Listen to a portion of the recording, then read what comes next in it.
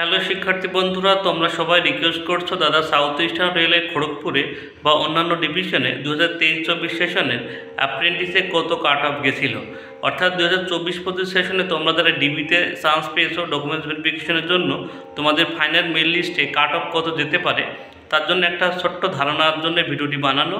অর্থাৎ 2023-24 সেশনে কত কাট অফ গেছিলো, সেই অনুযায়ী 2024-25 সেশনে তোমরা যারা ডিবিতে চান্স পেয়েছো তাদের কোন ট্রেডে কী পরিমাণ কাট অফ যেতে পারে আজকের ভিডিওর মাধ্যমে আমি তুলে ধরবো। ভিডিওটি অবশ্যই প্রথম থেকে শেষ পর্যন্ত দেখবে তোমরা যারা সাউথ ইস্টার্ন রেলের ডিবিতে চান্স পেয়েছো, কারণ এই ডিবিতে যে চান্স পেয়েছো 2023-24 সেশনে যে কাট অফ গেছিলো সেই অনুযায়ী হয়তো একটু কম বেশি হতে পারে, সেটাই তোমাদের সামনে তুলে ধরবো। অবশ্যই ভিডিওটি প্রথম থেকে শেষ পর্যন্ত দেখবে।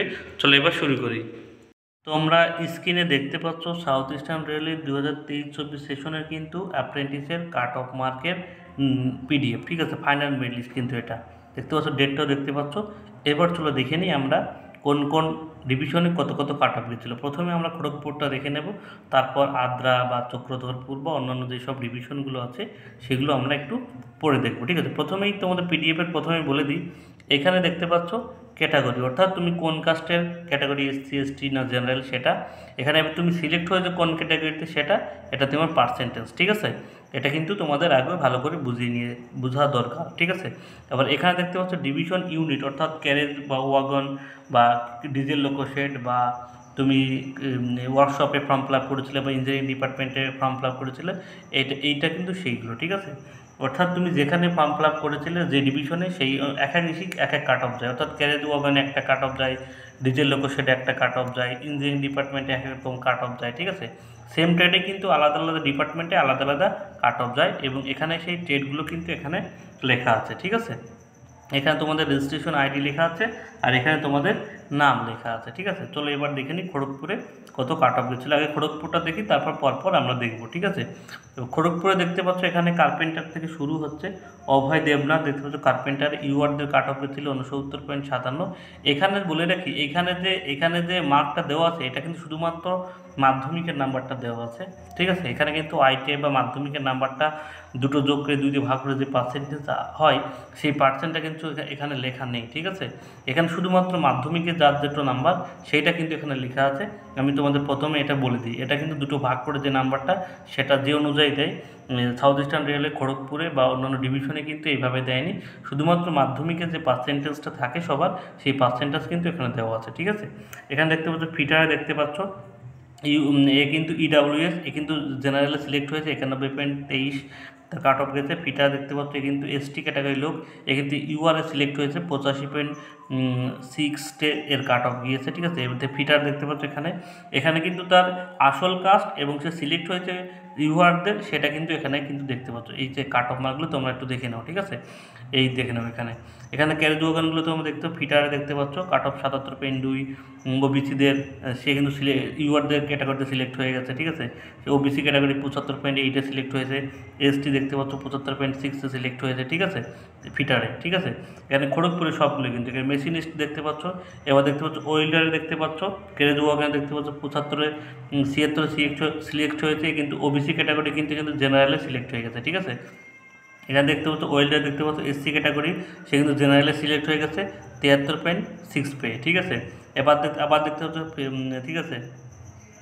খড়গপুরে তোমরা আবার দেখতে পাচ্ছ ইলেকট্রিশিয়ানে দেখতে পাচ্ছ সে কিন্তু এসসি ক্যাটাগরির, সেই ইউআরএ সিলেক্ট হয়েছে 79.67 পেয়ে, ঠিক আছে। ইলেকট্রিশিয়ান দেখতে পাচ্ছ সে কিন্তু এসটি ক্যাটাগরি, সে এসসিতেই সিলেক্ট হয়েছে 74.6 পেয়ে, ঠিক আছে। তোমাদের সুবিধার্থে এত তো বলা সম্ভব নয় কোন ডিভিশনে কত কাট অফ মার্ক, ঠিক আছে। তোমাদের সুবিধার্থে আমি কিন্তু ডিসক্রিপশন বক্সে পিডিএফের লিঙ্কটা দিয়ে দেবো, তুমি পিডিএফটা ডাউনলোড করে নিতে পারবে।